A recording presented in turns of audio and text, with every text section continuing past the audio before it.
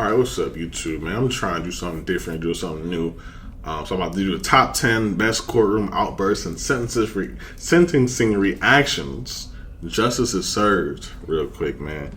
Man, if you can't do the time, don't do the crime. That's the number one thing I can tell you. I know I talked a little about this last video, but like truthfully, I don't really know what happens if you do a crime. Like, do you go to jail? We only know from other people's experiences most of the time, but maybe we know somebody that went to jail and they can tell us about it. I don't know.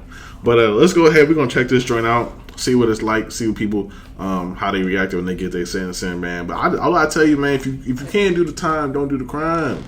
When Luis Reyes learned that he'd be in jail for the next 30 years, you knew just by his body language the bailiffs would have to hold him.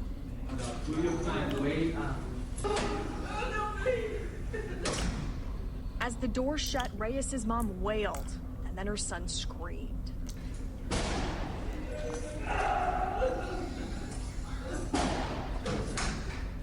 Judge Michael Andrews didn't have any sympathy for the minor that at age 14 allegedly robbed, beat, and raped a woman who's now 91 years old. What? Reyes, along with Carlos Fernandez, who is celebrating his 17th birthday today in shackles, both pleaded no contest and got the same sentence. We think they deserve long prison time, if not for the United States case. Man, what is going on psychologically make you do something like that, bro? Psychologically, like, what makes you do some stuff like that, bro? Like, what the heck? I can't even, like, that's just, I can't even fathom, like, you know what I'm saying? Like, I don't know, like, people rob people all the time, you know what I'm saying? But you going far, you like, you know what I'm saying? That far, like, you pretty much torturing somebody at that point, you know? Older woman like that, like, there's just no point behind that. And so, like, you know what I'm saying? I can see people trying to get their money right, trying to, you know what I'm saying, gotta get it any means necessary. Like, I could respect that. But you go to that next level and you just, you know, just violating. At that point, you just violating. And so that's where I just feel like, nah, bro, like, throw the book at these dudes. Yo, 30 years, that's not enough, bro. So Graham, we would ask the court to sentence him to life imprisonment. Prosecutors Yes, sir. wanted life in prison, but a Supreme Court ruling means minors can't receive the sentence. Jonathan Rodriguez, who was also involved, made a plea deal and got 20 years. Tell me where the freak's at. Oh, what the hell is this, bro? But damn, the three young boys couldn't come up with the idea to, hey, this shit, we shouldn't be doing this.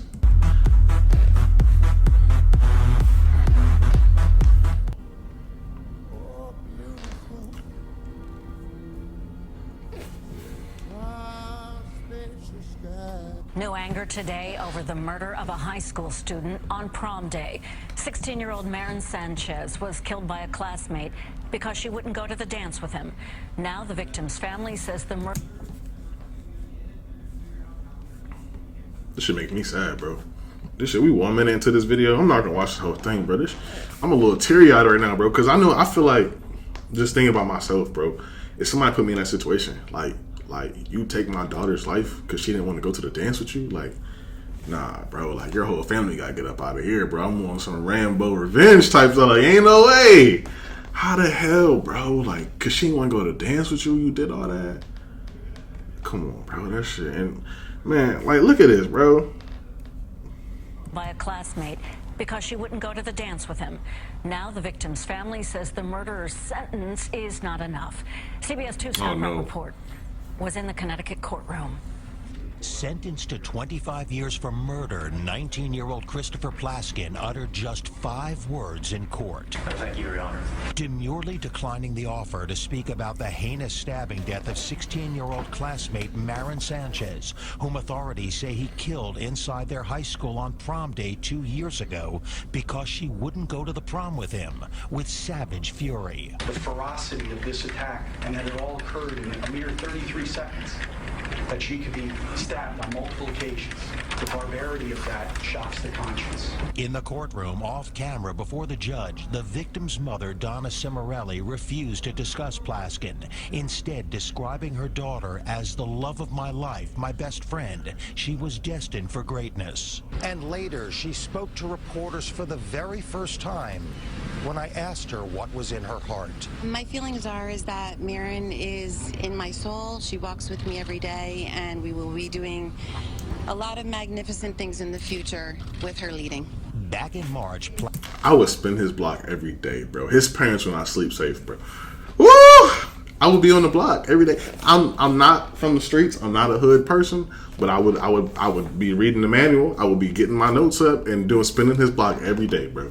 Every day. You know that TikTok sound where the dude was like, "You get the outside address." That's gonna be me. I'm gonna have the address. I'm gonna spin the block every day, send them pictures of their house. Like, look, I'm outside. Come outside. We're blowing it down. Plaskin pled no contest to the crime in exchange for the 25-year sentence. His lawyers said he was considering an insanity defense. Christopher was profoundly ill on April 25th, 2014. As he told the probation officers each and every day, all he thinks about is this should not have happened. Is there anything you guys want to say? Plaskin's family left court without comment. Yeah, bro. You saw that? Is there anything? Right there? I would have been at the end of that street. I would have been right here. They like, who's that down there in that black hat? Oh! You guys want to say? Plaskin's Say, nah, bro, I wouldn't have done that, bro. Stop. I wouldn't have done nothing like that. Left court without comment. Under the terms of the sentencing, Plaskin could be eligible for parole in 13 years, having already served 2 years while waiting for trial. Greg, 22-year-old Patrick Kemp faces murder because his friend died during a robbery. Police say he murder. He was involved in. I was in court when Kemp heard the charges he faces. He frowned up at some of the allegations and even had a smirk on his face at times that didn't sit well with the homeowner who found his friend wounded in his driveway. He had that look on his face, but he didn't care. That's what Archie Booker thought when he saw 22-year-old Patrick Kemp smirking when he went before a judge on murder charges. Kemp also frowned when the judge read part of the allegations. The homeowner, identified as Michael Richards, did shoot Williams as he began entering the window. Kemp faces murder charges after Riverdale police say this homeowner shot and killed 19-year-old John Dexter Williams on Birch Circle Tuesday before noon. In court, the judge explained that Williams and Kemp went to the home with a plan to break into it. He said that you did knock on the front door of the location while the co-perpetrator, John Williams, did break through a window in the rear of the location. That's when the homeowner shot Williams. Kemp was apprehended later. After Williams was shot, he collapsed in Archie Booker's driveway. Booker was so shaken by what happened, he posted this on Facebook. To my young black brothers, you know, it's not worth it. It's just not worth breaking in folks' homes because people are not going to stand for that. A teenage killer officially sent. I don't understand what just happened, what I just watched, bro, but it didn't sound good. So, like, he broke into his house, the old dude house. Old dude shot the dude who broke in the house, but then the young boy got murder charges for it. I don't understand how that works.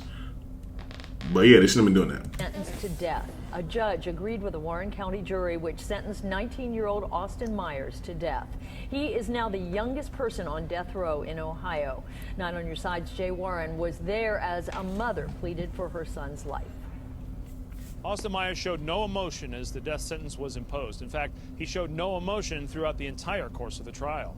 Today, in a last-ditch effort, Austin Myers stood up and asked Judge Donald Oda to spare his life.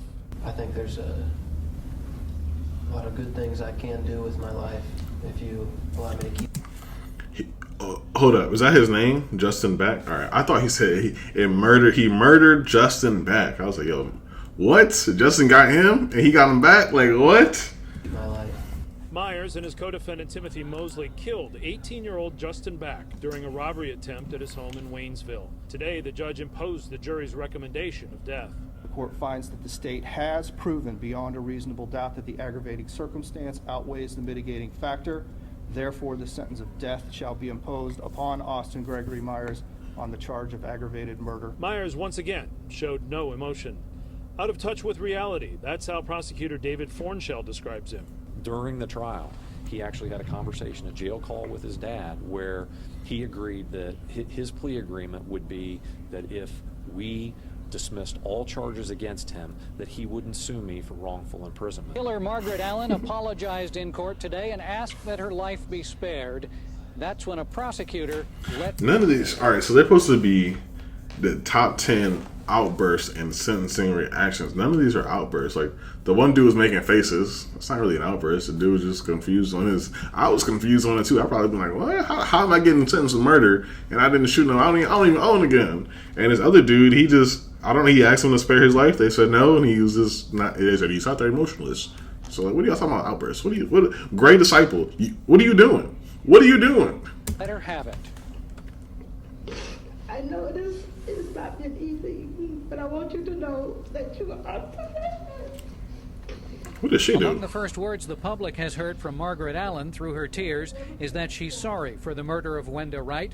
Allen said she shouldn't be put to death for something she didn't do. A jury has already convicted Allen of strangling her housekeeper and pouring bleach and other chemicals on her after accusing her of stealing. A prosecutor questioned whether she really is so. What is up with y'all doing these crimes to old people, man? Damn, like, see, this country in comparison to others, you know, like China and I think Japan, they hold their elderly to like a real high standard. Like you gotta. I think it's like illegal not to visit your parents over there, or older relatives. It's illegal to not visit them. Here we just killing them, doing all kinds of stuff to them. Like, how are y'all okay with that? How is that okay? How are y'all coming? I don't understand it. I gotta learn. I be looking at the screen. I gotta learn to look at the lens. This y'all right there. That's y'all right there. I'm over there. Me, okay. Sorry. Did you feel sorry when you said, "Thank God that's over"? No, that's not true. I didn't do that. I didn't say that. The prosecutor pointed out Allen's own young daughter was present at the torture. Your daughter talked about what you'd asked her to do. Go get some tape so that you could tape up your friend, right? The one that you felt so sorry for. I wasn't never no killer, no murderer. I was always a loving, caring person. The judge will consider the testimony in deciding whether to follow the jury's recommendation of death for Allen.